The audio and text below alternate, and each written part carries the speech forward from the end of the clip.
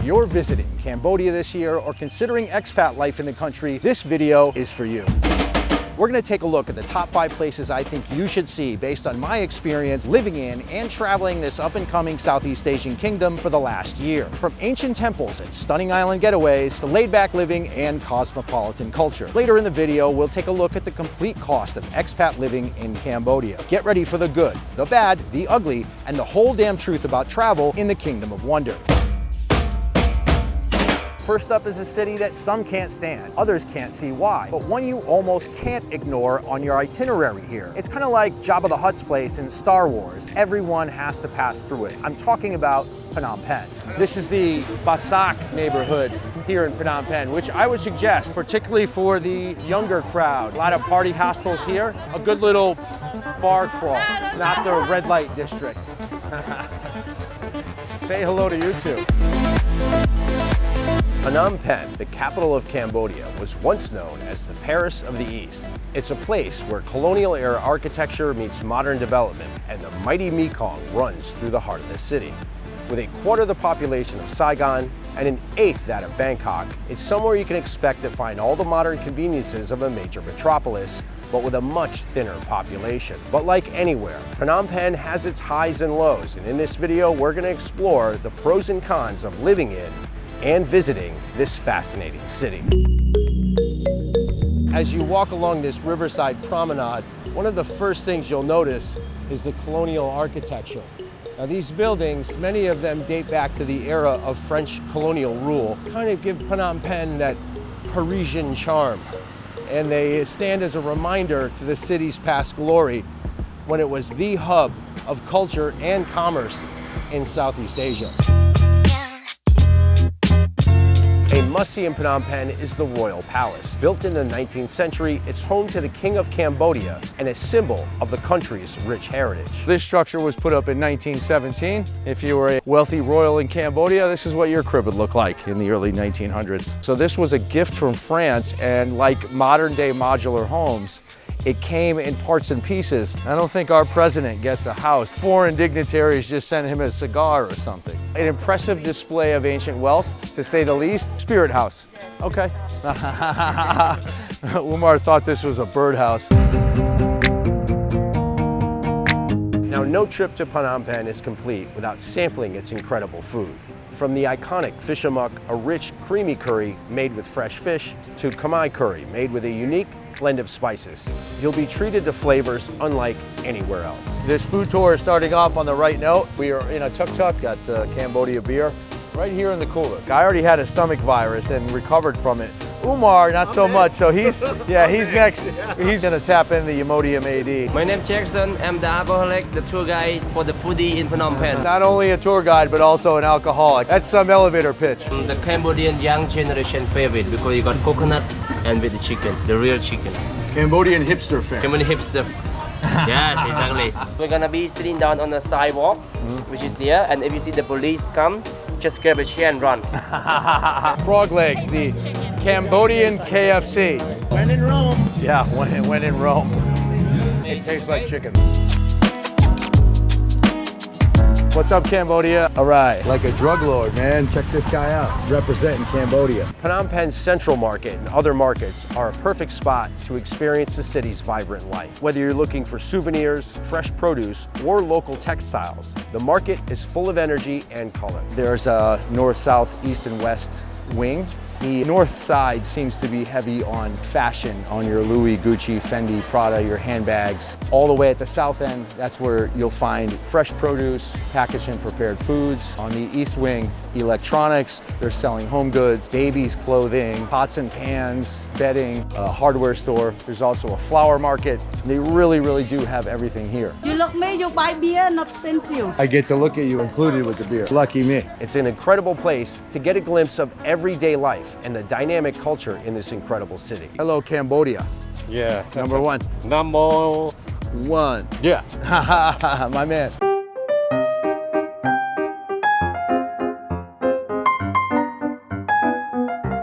For those seeking a taste of luxury, the Raffles Hotel is the epitome of Cambodian high life. Hotels like this are a more common indulgence here that come with the city's growing wealth. On Can I get a cigar? First time I came in Cambodia was 2012, and I can tell you, you didn't have, obviously, the skyline that you have today. The dollarization of Cambodia, the easiness also for foreigners to invest, makes it a place that is very entertaining, very attractive. As the manager of Cohiba Atmosphere's Cigar Lounge at Raffles Hotel, my friend Lorraine has not only seen radical change to the city's skyline, but also a growing local taste for the finer things. Back in 2019, we started to have a huge influx of Chinese in the country that obviously supported the business quite a lot. But the trend is that we see is that now the market, the local market, the young comer, is getting more and more mature. Finer wines, nice cars, people are picking up cigars.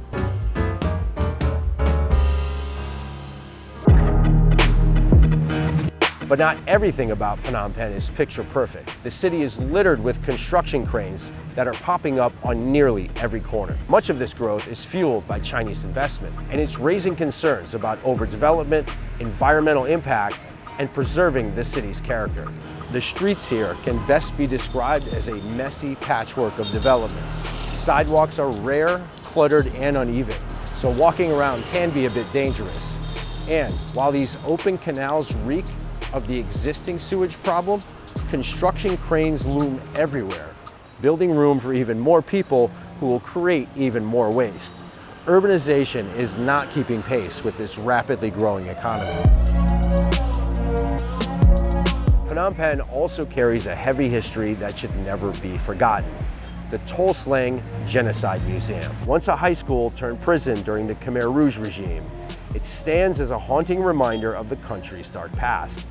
Over 20,000 people were tortured and killed here. Visiting this museum is an essential but sobering experience for anyone who truly wants to understand Cambodian history. I would suggest coming here at a quieter time, early time, whenever the gates open, so that you kind of have the place to yourself and that you really could absorb the nature of what went on here without being distracted by someone in a Mickey Mouse t-shirt. On a more controversial note, Phnom Penh is a city where wealth disparity is glaring. This high-end auto mall is hawking car brands that start at $250,000. Green Lambos, red Ferraris, orange Bentleys, they are not an uncommon sight in this city, a place where the average monthly income is $200. So driving something like that around this place brings a whole new meaning to the term ghetto fabulous. On one side, you have luxury car dealerships and upscale condos catering to a wealthy elite. On the other, communities still struggling to survive on a fraction of that wealth. The divide between the rich and poor here can be shocking, and it's one of the more difficult aspects of life of Phnom Penh. So this is the heart of the red light district here in Phnom Penh, and it's pretty much the biggest draw for single guys traveling this part of the world. What are you guys doing out here at 1:20 in the morning? 4 o'clock, go home sleep. At 4 o'clock? Yeah. Why do you stay out until 4 o'clock?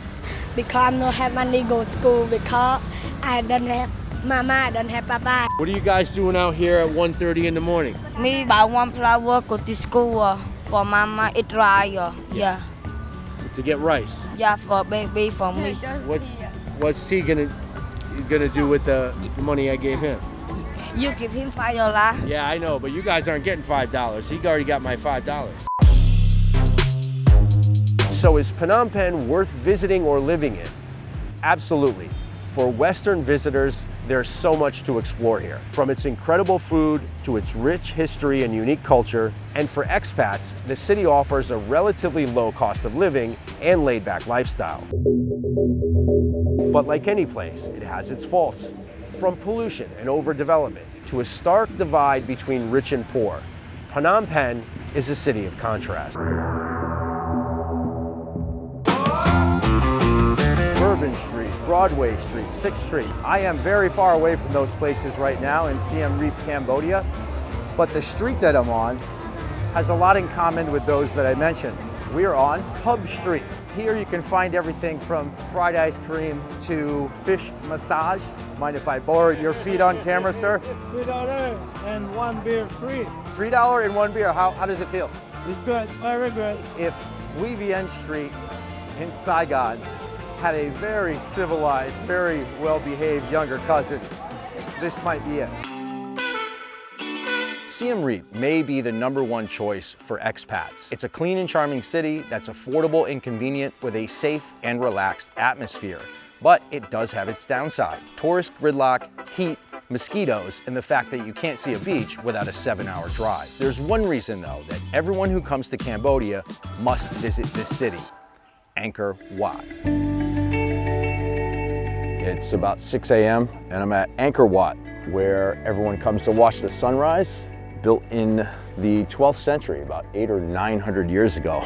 Pretty incredible place. This is a moat. Like, dudes dug this with their bare hands, and I'm pretty sure they didn't have like the ditch witch they could rent from Home Depot.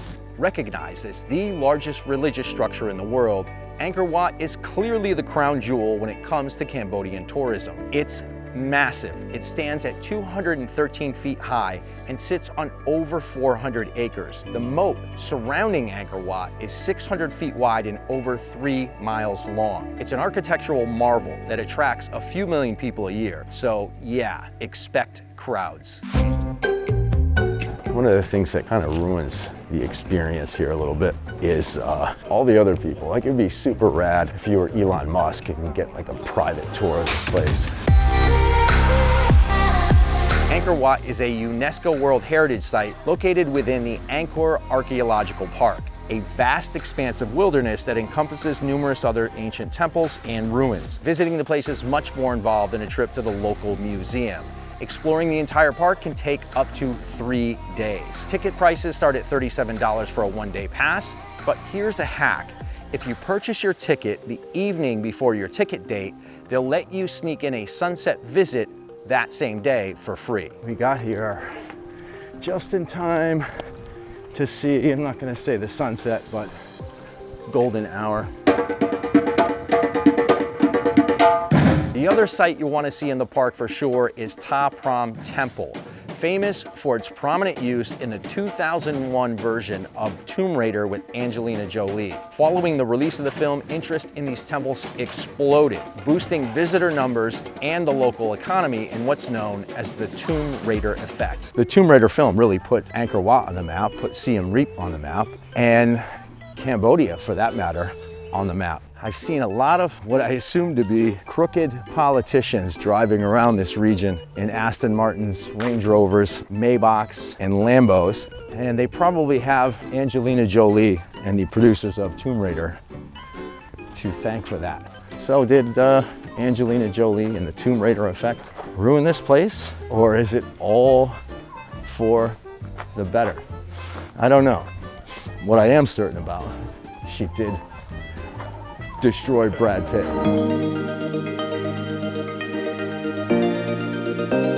Another upshot to Angkor Wat is its effect on city planning in Siem Reap. To maintain the visual dominance of the temples and preserve the historical landscape, there are strict height restrictions on buildings in the city. This prevents the gross Chinese overdevelopment that has spread like a cancer in much of the rest of Cambodia. It's one of the reasons that makes Siem Reap a great choice for expat life.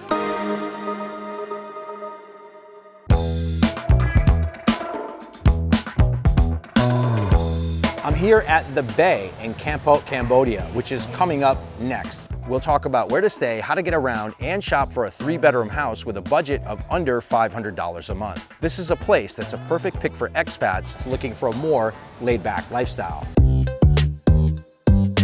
This Prek Tuk Chu River runs right through the heart of Kampot, and the vibe is so different here than it is in Phnom Penh.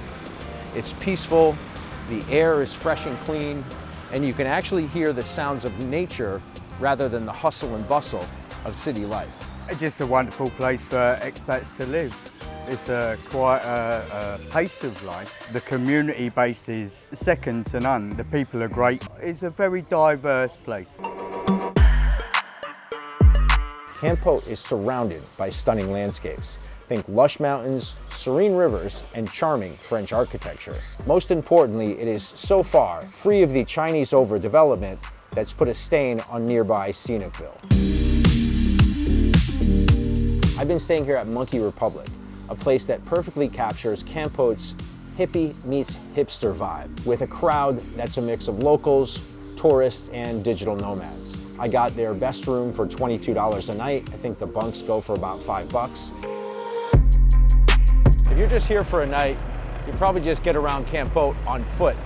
And you can order a tuk-tuk on the Grab app, but the real way to go is a motorbike.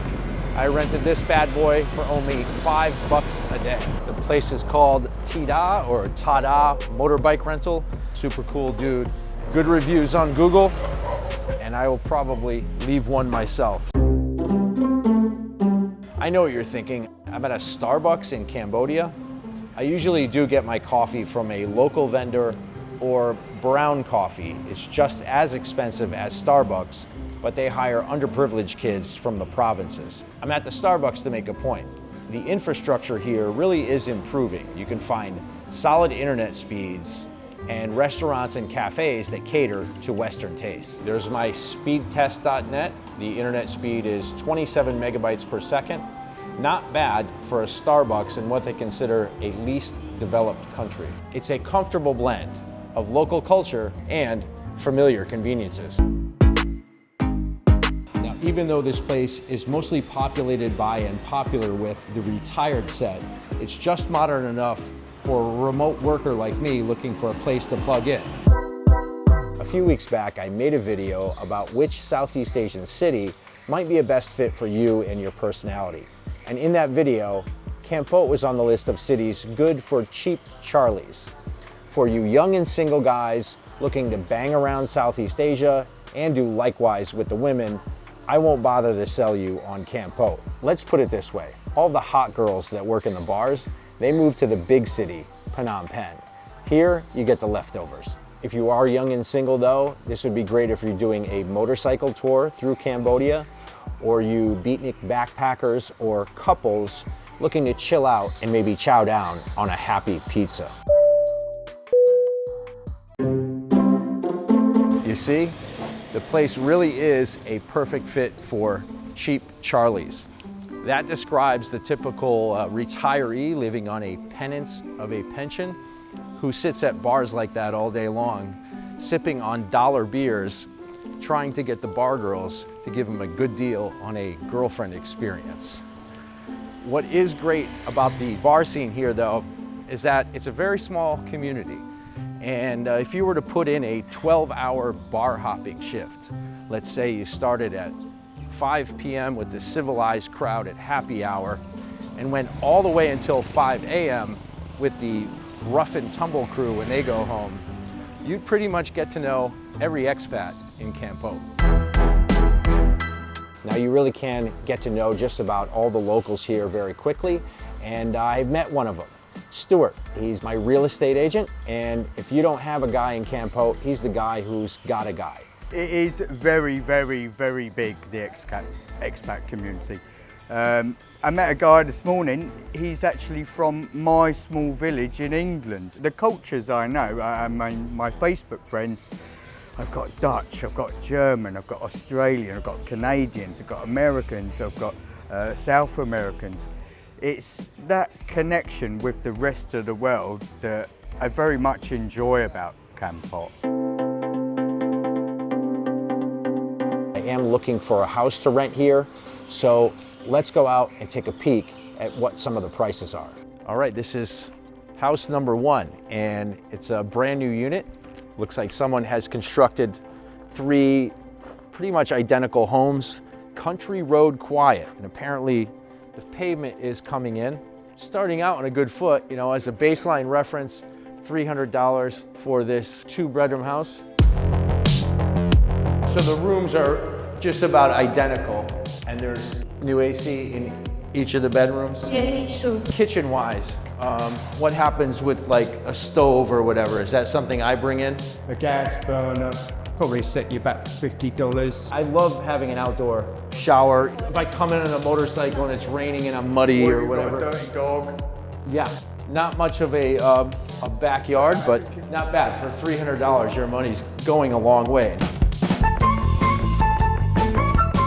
3 bedrooms, and what's the monthly rate? 350. $350. So this one looks a little similar to the construction and floor plan of the house number 1, except this one's got 3 bedrooms, and it has that Southeast Asian family vibe with this sort of like almost like a long house, and another bedroom with its own bathroom, and AC in both of the bedrooms. So the 3 bedroom all have 3 beds, but Yeah. only 1 mattress and 1 AC. Compared to the serenity and tranquility of house number 1 for $300 a month with 2 AC units and only 2 bedrooms. But this one's $350 with only 1 AC. Probably not for me. The real estate market is absolutely huge. There are more properties here than there are incoming customers. All right, house number 1 today. Down a bit of a dusty road, you might say. But close to the town center and also far enough removed from it. You know, what I've noticed right away is that we've got some land. Hello, how are you? How are you? Brando. T. Huh? T. T. Yeah. Nice to meet you, T. So this is a 3 bedroom, 4 bathroom. I see some stairs, so we got 2 levels. Promising. 4 bathrooms in total. 3 of them have a hot water heater. The kitchen. Okay, and this one already has the gas grill like I have at my apartment in Phnom Penh. Oh, and a yard. We could do a garden back here. It's got the covered, shaded outdoors utility space. Stuart, I like this already. A nice outdoor space upstairs with a mountain view over the treetops. My biggest issue, I love this property. It's got, checks all my boxes.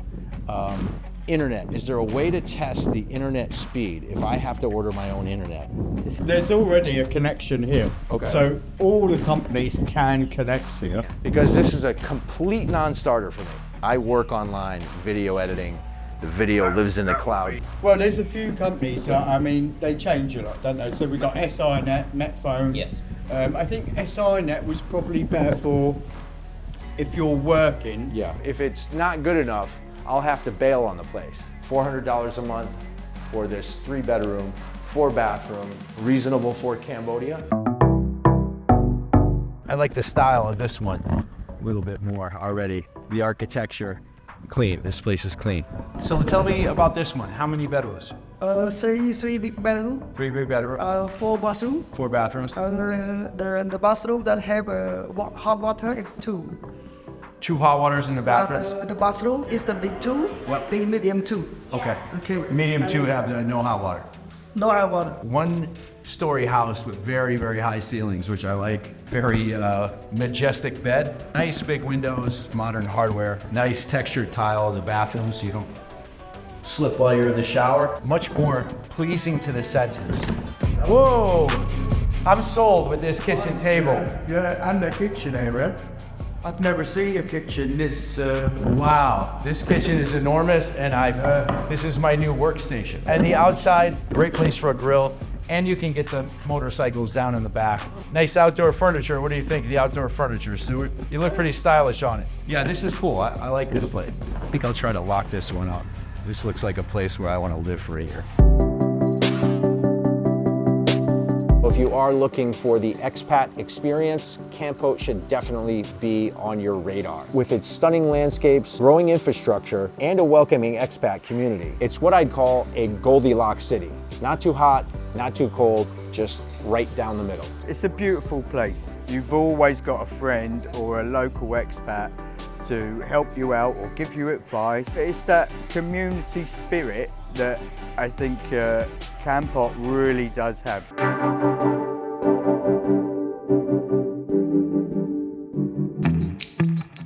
I'm spending a few days in Kep Beach, Cambodia to see if this cozy coastal town is really worth considering for long-term living.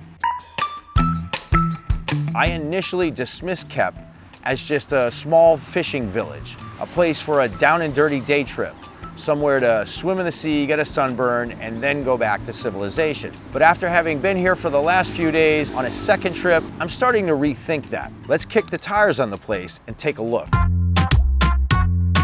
The pace of life here, I have to say, is refreshing. The views are stunning, the lush green hills, the coastline. There are some great outdoor attractions that make it a perfect place for a more relaxed way of life. While it's not exactly South Beach in Miami, you can have your day at the beach here with a bucket of beers under one of these umbrellas on a beach blanket. Or you can make base camp in what they call a hammock jungle, sort of a shaded spot you can rent for the day. And the water here, it's not perfectly turquoise like a paradise island, but it is pretty clean, pretty warm, pretty calm, great for swimming.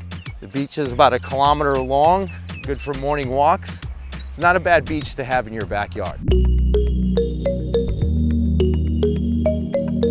This is the Kep Crab Market. I have had the crab at one of the small crab restaurants here. I gotta be honest, I grew up in New England, was raised on New England seafood, so I'm a little hard to impress. What I do love though is the plethora of seafood that they're selling on these charcoal grills. This fried crab here looks better than what I had at the crab restaurant. I mean, that looks, you could dress that up and sell it for 28 bucks in LA. It's probably $3 here. While there are plenty of street vendors selling street food and seafood, there are some great restaurants here that are popular not only with Westerners, but also high-so Cambodians. Some of these restaurants aspire to make Kep Cambodia quite the coastal culinary scene. This place here is called The Wave, and it is very James Bond exotic movie location. Check this place out. Very, very cool piece of architecture, prominently jutting out into the ocean here in what they call Kep West. There's also a fine dining joint here, Crab and Company. Nice selection of wines, very good back bar. Steamed sea bass for 36 USD, salads for 13 bucks. Seafood grill for sharing, $89, 2 to 4 person. Little pricey, but there's a place to indulge yourself here. This is Delhi's, my favorite place, probably the most popular with the Western crowd. You can always tell when you're traveling in this region by the actual motorcycles as opposed to motorbikes parked out front that it's a Western hotspot. In front, they have this deli bakery, different breads, cheeses, craft beer, and even craftier curated meats. The decor is modern meets rustic, a Parisian charm, a French patina to it, right on the water. This is the Sunday brunch crowd. Highly recommend this place. One of the reasons I gave Kep a really considered second look is because of some of the really beautiful natural surroundings. Kep National Park is just a stone's throw away, and if you're a fan of hiking or exploring, this is the place for you. There are trails with breathtaking views of the ocean, and you can easily spend the whole day out here just enjoying the scenery. So you're getting a real taste of Cambodia's natural beauty without all of the crowds. We're about halfway up Kep National Park Trail here, and there's already some pretty breathtaking views of the ocean. If you are coming to visit Kep, there are some $100 a night hotels and even higher end resorts. But what you'll mostly find here is basic, budget-friendly accommodation. This is where we're staying in Kep, Kamai House Guest House. I love the place. It may be off-putting for some of you Westerners who aren't that well-versed in Southeast Asian travel, but this place is ideal for me. Run by a nice family, super clean, super quiet. They've got other services like motorbike and car rentals. The only thing that it's lacking for me is a fridge. It's got a desk, good power, good AC. $10 a night, $10.50. If you've been following me at all, you'll know that I love to talk about stretching the dollar while living abroad. Kep Beach is actually a pretty affordable place to live. Expect to find 2- and 3-bedroom homes for rent in the $200 to $400 range. The long-term rental market here is just starting to grow, and I think that's a huge plus for anyone looking to set up shop without breaking the bank. And if you're looking for somewhere to invest in Cambodia, This city just might be on the quick rise with a huge potential upside. If some of the currently planned development projects come to fruition, this could be a drastically different place in a decade. So, what's wrong with Kep Beach? Honestly, not much. It's small, yes. And is it perfect? No. If you're looking for high-end resorts or big city amenities, this is not the place. But if you're after a peaceful lifestyle, great food, a great expat peer group, and an affordable cost of living, it might just be your new home. Finally, there's Koh Rong and its sister island, Koh Rong San Loem. Both are just a short speed ferry ride from Scenicville on the mainland, but you've got to get there first, so the whole trip to the islands can be kind of taxing. For those of you truly looking to get away in Cambodia though, this is your place. Remote, white sandy beaches, turquoise water, dense jungle, and accommodation for everyone, from budget backpackers to the sophisticated spendy set who like their private, all-inclusive resorts. This is Koh Touch. Koh Touch is the main city, village on Koh Rong, and on Wednesday and Friday, they have rave parties. I got up for work at midnight and it sounded like that one just started. Potential expats and digital nomads, beware though. Infrastructure on these islands is lacking, to put it mildly. Shopping for anything more than street food will probably require regular trips to the mainland. There's no infrastructure here to speak of. The road that goes out of this Koh Touch village up to the other destination beaches, the initial part of it is like a mountain bike trail. I've ridden motocross, but I'm pretty sure the little scooter that I rented has never ridden motocross. And I'm really, really surprised that it made it back in one piece. And if you're planning on working remotely, you'd better pack your Starlink satellite dish. What makes Cambodia a good place to live for Western people? What do you think? Island, only on the island. Only on the island. You don't like the city? City, no, city too much. It's paradise. Oh, paradise. Yeah, but there's no internet. I have internet here. Well, how fast is your internet? Very fast. You can try. All right, I'm gonna do that right now. I'm just looking at the image in the front screen on the GoPro, but it doesn't look promising. What is it? 5? Did we hit 6? Did we hit 7? What did we get? Yeah, 7.25. Well, he wasn't lying. It is about 3 times as fast as the internet that I've got in my hotel.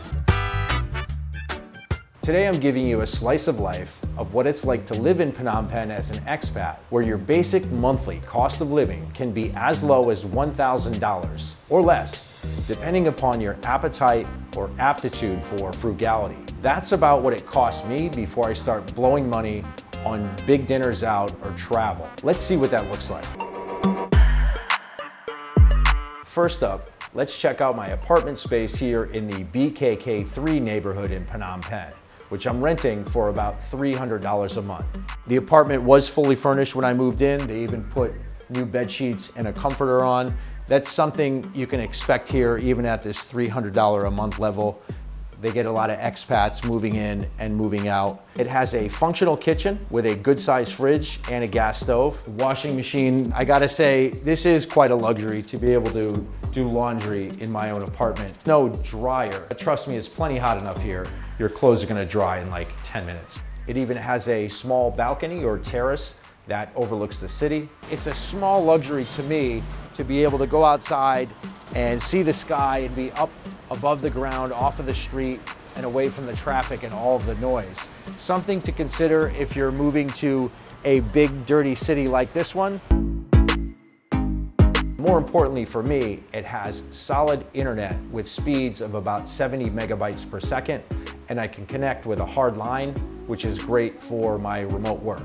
The power here costs 25 cents a kilowatt hour. I've been paying about $100 a month on average, but that's running the AC full blast all day long for the 2 or 3 weeks that I'm in this apartment. Now, most places in Southeast Asia will have only the electric hot water heater on the wall just for the shower, but this place has hot water. It is powered by solar, so sometimes it'll take a few minutes to heat up, but it's nice to be able to just turn on the tap for hot water and to have it in the kitchen. It's a spacious place and perfect for anyone looking to live comfortably without breaking the bank or balling out. Let's take a walk outside. We're gonna jump in a Grab tuk-tuk and head across town to buy some groceries. This building does not have an elevator, and I'm way up here on the 3rd floor. For another $100 a month, at about the $400 a month level for rent here in Phnom Penh, you can expect a similar building with an elevator and kind of a janky excuse for a fitness center. But instead of the Stairmaster, I've got real stairs and an extra $100 a month. Brando. Okay, all right, my chariot awaits. You don't see these really at all in Vietnam, a little bit in Thailand, but here in Phnom Penh, these are the de facto mode of transportation, the tuk-tuk. What's great and not so great about the tuk-tuk ride is that it's a kind of hybrid between the comfort of an automobile and protection from the rain and the agility of a motorbike to cut through traffic. If you do take a car, it is about twice as much. For instance, this ride is gonna cost me $1.25 to get about a mile, and the car option on Grab was $2.25. Grab does not have the motorbike taxi option here as it does in Thailand and Vietnam.